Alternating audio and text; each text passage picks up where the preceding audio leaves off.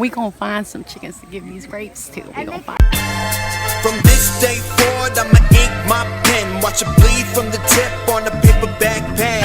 Dirty rhyme schemes on that hard green white. Keep it on the blue lines, I'ma teach you how to write.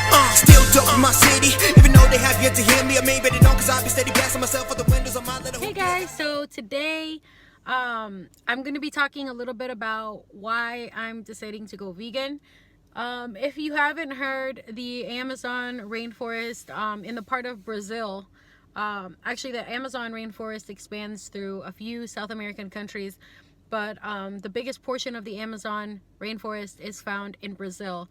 And for the past 3 weeks, and currently still today, it is burning at an alarming rate. And it's not a wildfire, it's not something that was an accident caused, it's a purposeful fire for capitalistic purposes in order to clear the land and use it for profit, whether it's for animals, profit in general. But so because of that, some of the things that you can do is not contribute to these corporations. And since a lot of these corporations have to do with animal abuse and breeding and the meat industry, then I decided to fully go vegan. So just to give you a little bit of background, I actually haven't eaten meat, like any meat in about, I want to say like 6 months, 7 months. So for me, it's no longer a problem to not eat any meat, any chicken, any fish, anything that's meat, or anything that's an animal, I don't eat anymore.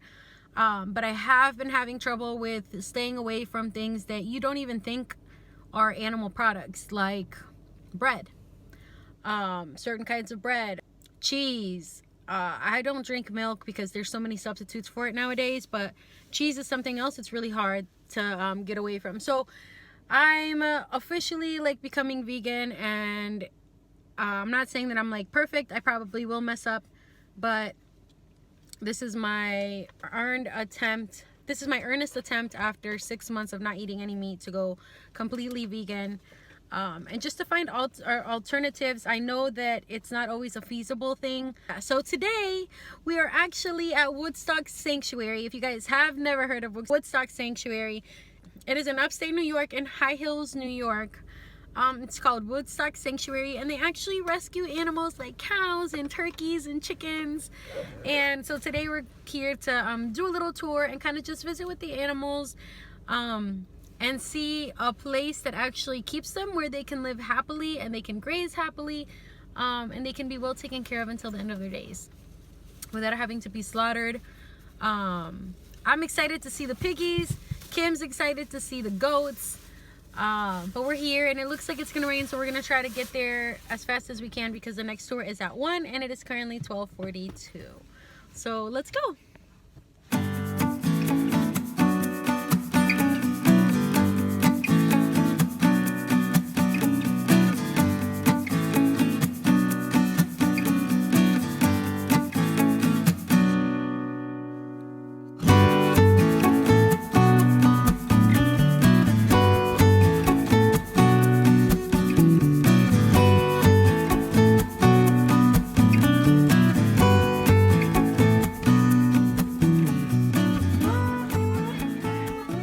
That's him. So that's Lucas, and he been trying to mac with Genevieve just a second ago, but she ain't really with it right now.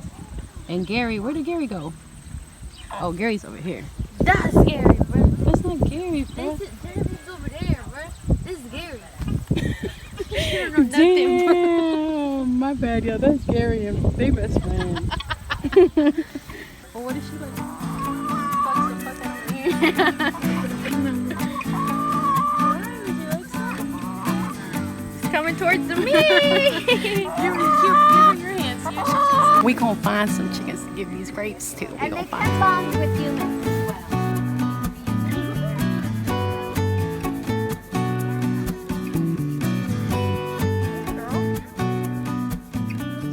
This is a farrowing crate. A female pig used for breeding, a sow, is placed in this farrowing crate when she's about to give birth. Prior to being placed in this farrowing crate, back to talking about the sow, she will spend 4 months in a gestation crate. very similar to this. She can stand up, but she has very little room to move. She'll be impregnated in that gestation crate. She will live there for 4 months, and she will only be let out to be transferred to this farrowing crate. Once the piglets are taken from her and placed in feedlots, she will be put right back into the gestation crate. And that will be her life, from one crate to the other. And this can go on for, I guess, up to 4 years, maybe 3 to 4 years, at which point, if she survives the 3 to 4 year cycle of impregnation, she may not, because pigs are very intelligent, emotional beings. They say they're as intelligent as a 3-year-old. So this kind of life is just torture for any animal, but particularly for an intelligent, emotional animal. And if she is able to survive, this is what I would just call torture. After 3 to 4 years, her reproductive system is spent, and then she will be sent to market for meat.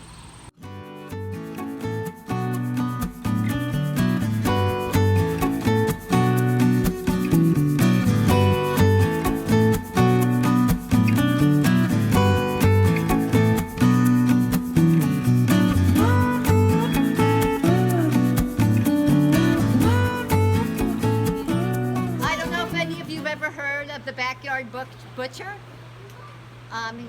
It's not vegan hyperbole. He was dubbed the Backyard Butcher by mainstream media.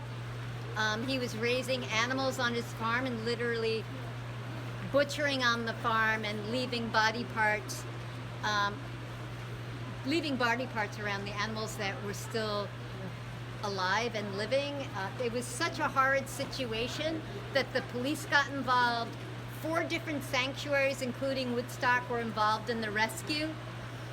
We've got goats and sheep. You're going to meet some of the goats that were rescued from this farm-to-table operation. This guy had a restaurant, too.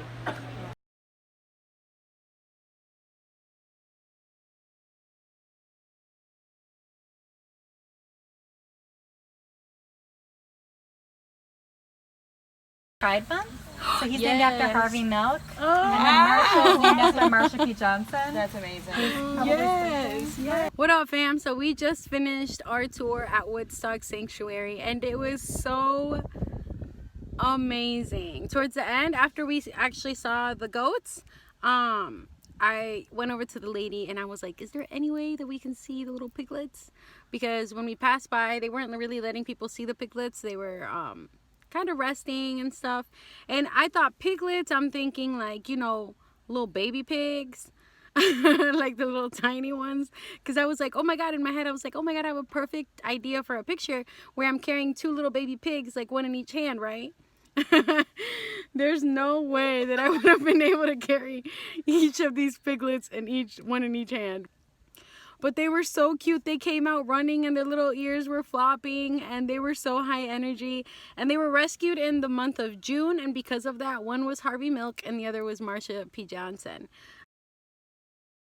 I really encourage you guys to really think about what you put in your bodies, to really think about what you consume, where it comes from, where your money is going. And I know that sometimes it can get a little bit daunting to think about so many details, but honestly, there's nothing worth like the life of these little babies, and just like feeding a corporation that really just doesn't care about you or these babies. So yeah, I encourage you to just think about that today.